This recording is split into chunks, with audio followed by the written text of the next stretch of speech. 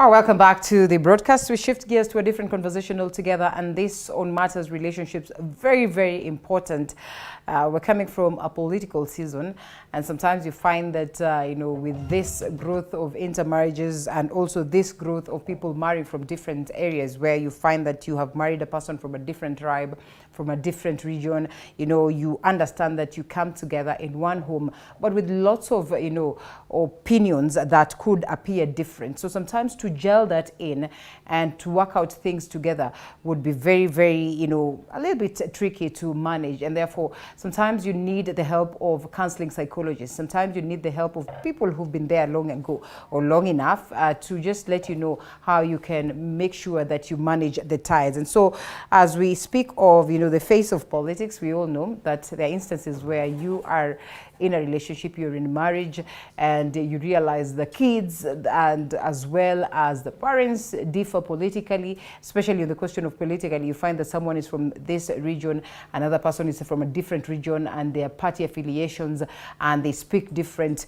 Just how do you create a balance such that this does not affect your relationship, and for you to create a balance that will help you grow strong as opposed to growing weak? And so George Kimani, who's a counseling psychologist, joins me on this very spot for the very same conversation. George, thank you so much for creating time. Thank you so much, Leader. It's always a joy. It's a joy to have you too. And to have a conversation. I'm grateful. I'd have looked you in with a different guest, but unfortunately she sent a message a little bit late to say that she might not be able to be here. But all the same, I know we can ably touch on 2-3 things that are crucial on the subject of the day. And so as we talk about the happiness and the coexistence of people in a relationship, I think the different opinions, or the opinions, really are the heart of this. It is their opinions and how they shape them that will determine where they head moving forward. That's why even the Bible itself, or the good book, says that two cannot work together unless they agree. But is it always that you have to agree? And when we say agree, does it always mean that you nod to everything in the same direction? Or there are instances on a matter, one can say I will nod to this direction, and somebody else would say this, and you still are able to manage it together as family or as people who are in a relationship. And here we are. Just how important is it for us to first of all appreciate and respect the opinions of the persons that we are in relationships with? Thank you so much. Let me begin by quoting the good book that you have quoted, which for us who are Christians we call the Bible. And God in the book of Genesis said, it is not good for a man to live alone. Yes. That means that God was pointing to a life with relationships. And from that, I want to say that life is relational. For you to live your life well, you need to be in relationships. You cannot sustain your life as a lone ranger. You need me, I need you, we need other persons. Now, for us to come together, going to what you have said, the Bible also tells us that two cannot go together unless they agree. So that means there are some things that you need to agree. And before you form a relationship, there is what we call the core things, or the essential things. What is it that is bringing you together? Like today, me and you, we have a relationship in this studio. And what has brought us together, the core thing, is to discuss matters relationship. That's the core thing. But now, once we have come together and we are now implementing that core agenda, there will always be differences in opinions. And it's very, very important, leader, and also our viewers, to appreciate that it is normal for people to have different opinions. It is not wrong, it is okay, and it is healthy. So when you see people developing difference in opinions, it should not be a cause of alarm. It is normal, it is godly. Actually, God himself in the book of Isaiah, he says, come so that we can reason together. So the call by God that we reason shows that we could be having a different opinion from the opinion of God. So if I can have a different opinion from the opinion of God, then who am I not to have a different opinion from you? So it is normal, it is nature, it's biblical. Okay, well, interesting. And we have a couple of things that are of importance and are at the heart of this. That yes, they are sometimes that, as a couple you have distinct differences, that that are as clear as day and night. I think I've started by citing the political season. And, you know, in this space, then you don't feel like it is safe. In this space, then you feel like you do not want to speak your opinion so that, you know, you do not hurt the next party or you do not hurt your spouse.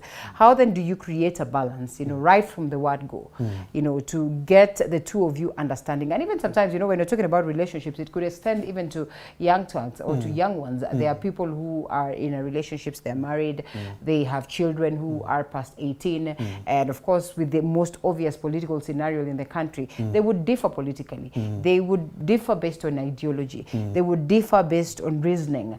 Just how do you get to the table and have these differences accommodated without losing that grasp and that togetherness and that, you know, gum and glue that holds the family together? I think the first thing is for every one of us to appreciate that God has created us in unique ways. And everyone has, in psychology, there is a theory we call the person-centered theory, forwarded by a guy known as Carl Rogers. And he says everyone has a subjective frame of reference. It is how you see your world. And that is normal, as we have said. However, in reality, when people form different opinions, there are key things that we need to follow so that we accommodate each other. Number one, you need to approach the person with curiosity. Curiosity means seek to understand, why is this person expressing a difference in my opinion? Why are they seeing things in a different way? But unfortunately, instead of most of us approaching that with curiosity, we approach it with judgment, being judgmental. We start making assumptions that this person is forming a different opinion than mine because they don't respect me, they are rude, they are selfish, and so on. So when you take that direction, you cannot accommodate. So you must approach it with curiosity. Number two, you must show what we call empathy. Now, empathy is trying to fit into the shoes of the other person. Try to know, why are they reasoning this way? Why are they arguing this way? Put yourself in their shoes. And then number three, you come to a point of agreement. We call it a common ground. This is where now you agree. And this agreement is required that you be able not to see the other person as the problem, but to see the problem as the problem.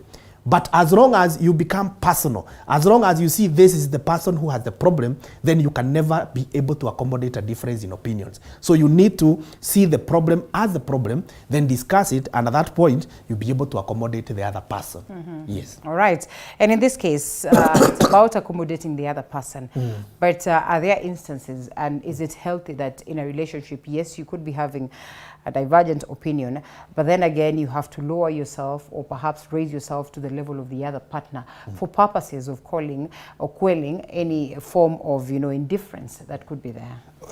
Madam Leader, there are different strategies of dealing with difference in opinions, which by definition we call a conflict. When people differ, we say there is generation of a conflict. And number one, you can decide to avoid the argument. And this strategy of avoiding is more used by people who have a low self-esteem, people who think they are coming from a low position of power. And that one only postpones the problem. And it creates something in psychology we call bottling up. And eventually it will erupt and you see someone having outbursts. Number two, you can decide to accommodate the person.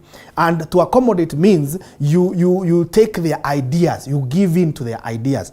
You can also decide to collaborate. This is where now you integrate. You integrate their views from yours, or rather together with yours.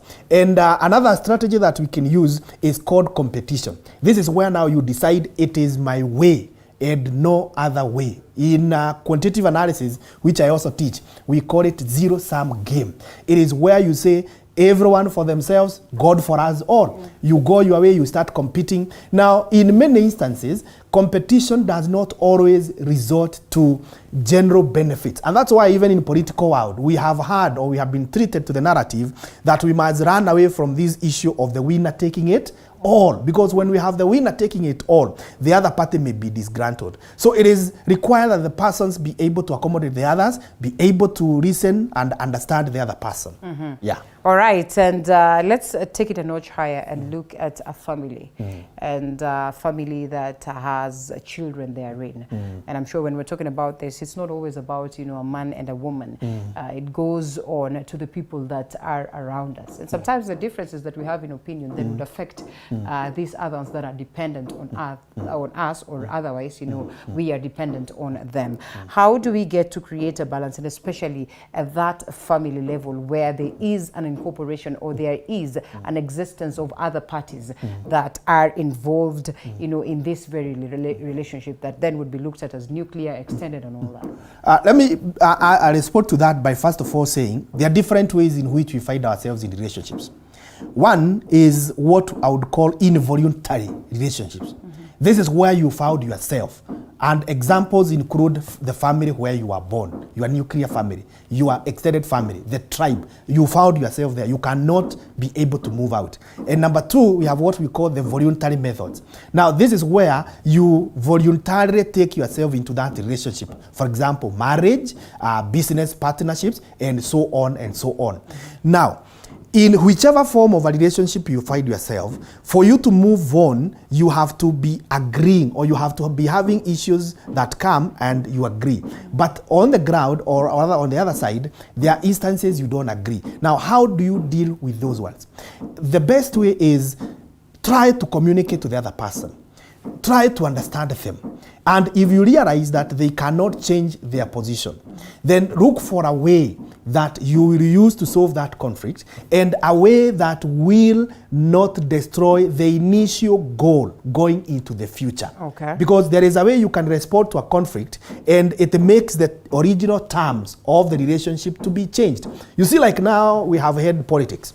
And people have had difference in opinions. Yes. There are people who handled them in a way that after the election, the original terms of the relationships have to be changed now. Because there is something you did, there is something I said, and it has now to be redefined. So I would want to ask people, as they respond to a difference in opinion, be careful of the future. Be very careful of what was the original reason that brought you together. Can we be able to still pursue our original goal even amidst these differences in opinions? Because these differences in opinions, they are what I would call the by the ways. They are minor things. It's not the reason why we came together. Going back to what I said, I came here together to be with you so that we can have this discussion. But maybe in the sidelines of the show, we might start exchanging our opinions on politics, opinions on economy, and so on. And you might find there we are differing. Now, we don't need to belabor on that. What we need to focus more is what brought us together initially. How do we go into the future in a way that is beneficial to all of us? There's always some sort of disadvantage, and I don't know whether that would be looked at as a disadvantage.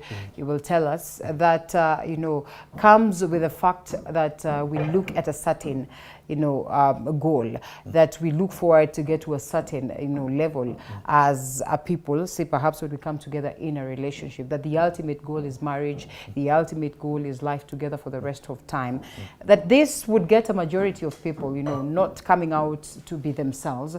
You know, they say that, well, because we need to keep this family, then I have to stay here in misery and with me, you know, with the troubles of this relationship, in as much as I'm not comfortable with my partner, because we have to keep this marriage and we have to hold it as a family for purposes of our kids, then I just have to persevere all the troubles and all the measures of discomfort that I am experiencing in this relationship. Is it an undoing to sometimes, you know, in a very rigid way, focus on the main goal of the relationship? And does it in a way dilute our opinions and our positions as human beings such that we tend to forget who we are? That is a very, very important point that you have raised. And while I have emphasized, or while we emphasize on focusing on the original goal, that does not mean you tolerate to the point that it is harmful to yourself. Actually, in psychology, we say ourselves first, the personal care. So if I am in a relationship that now I'm convinced that staying any longer here, my life is in danger, it is better you move out. Actually, there is a renowned personality in this country who is said to have said that it is better I move out of this marriage and my children to be seeing me fewer times but for many years than for them to be seeing me every day for fewer years. So you must first of all take care of yourself. But before we come to that point of moving out of the relationship, you must have explored all the possibilities. And Madam Leader, allow me to say this. Yes. When people come together, generally we can call it a group. It could be marriage, it could be business, and so on. And there is a gentleman in psychology known as Corey, and in some of his work that he published in 1995, he gives us what we call the group process. And he says there are 4 stages that any group goes through, which applies even in marriages, applies even in business, even in politics, and so on. And the first stage, he calls it initial stage. Now, this is where people come together with common expectations. We agree that we are going to form a marriage, we are going to form a business, and in this initial stage, there are no differences, there are no major disagreements. Those of us who are married will agree with me that during courtship, there are no major disagreements. And when they arise, people quickly understand and they are easily resolved. Now, from there, after now you form and you agree that we are now in this business, you are in this marriage, and so on, you graduate to the second group, which we call the transition stage. Now, in the transition stage, it is where people start fighting for powers. It is where now the pecking order must be defined. It is where someone feels that this is now what I'm supposed to do, this is what you should not do, this is what I should do. And it is here that we have what we call charged conflicts. And if people do not know how to navigate through this, they live there forever. Even in marriages, you find people have been there in 10 years, but they never agree because they are still at the transition. Now, if they navigate well, they go to the third stage. We call it the working stage. Now, working stage, everyone now amejua line yake. They know their responsibilities. And now they start working, they start delivering, they become goals-oriented, action-oriented. And upon satisfaction of that, we now go to the 4th stage, which we call the final stage. Final stage is where we have achieved the objective, we have achieved the goal. And now we can either redesign our group to do something else, or we can terminate it. And this happens even in politics. Look at like what we have seen. We have seen coalitions the other day. All these guys had come together to get power. Now, some of them have gotten power, or some of them have not gotten. Watch them in the next phase. What will happen? Chances are they might disintegrate. And if you look at our political history, you can see right now we have the Kenya Kwanza. We had the Azimio. In the 2017, I think we had NASA, we had Jubilee. Yes. Jubilee and NASA are no more because they came to the final stage. Previously, we had many other coalitions. So the same happens even in businesses. Yes, and marriages. Okay. And we know that soulmates do not necessarily have to think alike. And in most cases, they won't think alike, yeah? Is it proper to always say, let's come to a point of compromise, and that you compromise so that you think alike? And I think that's what we're always told, that for this relationship to survive, then you have to compromise. For this one to hold, then you have to compromise. Just how often should one compromise? And to what level should one compromise to keep the relationship? Compromise is one of the 5 strategies we use in psychology of solving conflicts or dealing with conflicts. And compromise means you take in the opinions of the other person. You let go your views. But this compromise is not a long-term solution. It's just a short-term solution. It's just to make the waters on the face to appear like they are cool. But underneath, we call them the undercurrents. Yes. We call them the bottling up. And in the long run, or in the due time, you will find that people will erupt. And when people are forced to compromise, you know one of the reasons why people form opinions, it is because of their predetermined beliefs. So when you are forced to compromise, it's like you are ignoring your belief. But this belief is still there. So it creates what we call dissatisfaction. You become disgruntled, and in the opportune time, it will erupt. So I can go for compromise in the short run, but still suggest for real solving of the problem if you want a sustainable relationship. Okay. What then would be the value of agreeing to disagree in this case? Agreeing to disagree has very many advantages. Number one, it creates what we call improved decision making. You see, when I table my opinion and you table yours and we differ, we don't agree, then we retreat back to our corners and we get more time to think about it. Then when we come together, I explain further my opinion, you explain further your opinion, chances are so high that we will come up with a better decision. That's a great advantage. It takes time, but it's good. The other advantage of agreeing to disagree is that it makes people to understand each other well. You are able to know, why is Keman reasoning this way? Why is Rida reasoning this way? And once you understand me, then you'll be in a position now even to handle me well in the future, because you know how I reason, you know my subjective frame of reference, and that becomes very good. And then number 3, it also provides an opportunity for reconciliation. It provides an opportunity for people to come together, to put away their differences and forge forward for the better, for the betterment of them in the future. Yes. And when you speak about this, then when you say forge forward, and when you say, you know, have a common ground where you put away the differences, there are instances where you differ and people have strong opinions on specific issues, and you know it is rampant and it is recurrent. How best can one handle this? Is it to say that, well, on this one we realized perhaps we are too different to work things out, and therefore it is okay to go your way and I go mine? Is that as well respecting people's opinions? Should it be done by one party or should it be agreed upon? Yeah, in the long run, it can be a good path to take. But in the short run, it is important to appreciate that people can form different opinions. And as I said, why do we form our opinions? One of the reasons is the way we were brought up. Actually, if you look at the theory we call psychoanalytic theory, it talks about the structure of personality and the view of human nature. And it says from the ages of 0 to 6 years, we have 3 stages. One is called oral, the other one is called ano and the pharik. They really determine how someone reasons. And when you find that you have a difference in opinion, it is also good to take back a journey of how you are brought up. Identify what did you go through? What kind of beliefs were input in you, in your subconscious and unconscious mind, so that you see how you can rectify them and be able to accommodate opinions. But even after you have done that and you realize the other person cannot change, because if people are very passionate about something, they may not really change. Then if you realize they cannot work, then you say, too bad, everyone to go their way. We have about 3 minutes to close this conversation, but I'd want to ask this on behalf of the many people who are watching us, and especially those ones who are in a relationship, whether it's marriage, whether it's courtship, whether you are just dating.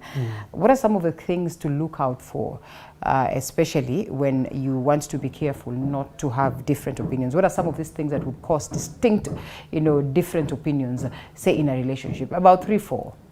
One of the things that you must carefully check is the upbringing of the person. Check how was this person brought up. The family setup. I don't want to dwell into that because of the interest of time, but it's very, very important to look at the family background of this person. Did they have a mother? Did they have a father? Did they have siblings? What kind of environment was prevailing in their early lives? That's something very important. Number 2, you need to look at the value system, the belief system. What does this person believe? What do they hold dear? You need to check on that. Number 3, you need to look at the previous experiences of this person, the history. Other than the early childhood, what has been the life of this person? Is he a person who has been forming relationship from one relationship to another? Does he have a history of breakups? Does he have a history of conflicts? You need to check on that. Number 4, you also need to look at issues to do with culture. Because culture also influences how we think, how we form opinions. You also need to look at even issues to do with religious background, religious convictions. You also need to look at even education levels, although those are minor. Education level, the financial status, the age of the person, they are also factors. That you need to really be careful on. But of most important is the value system and the background of the person. All right. Counseling psychologist George Kimani, thank you so much for speaking to us this morning. quite an intense conversation, and I can see I am receiving lots of feedback from the people who are saying that's a very, very important conversation. Linda, we see how keen you are to it, and I think one Lubai says that yes, relationships are crumbling down because it's hard to accommodate the opinions of your partners. It's important that you get to a place where you can have such conversations so that you can get your relationship to that space of survival. Others are saying that it is okay to have different opinions. It's just that you need to come down and sit down and have a common ground as to always how you get to accommodate the difference in these opinions. Asante sana for speaking to us. It's exactly 57 past the top of the hour, 57 minutes and 3 minutes to the top of the hour. We have to shift gears to a different conversation after this short break.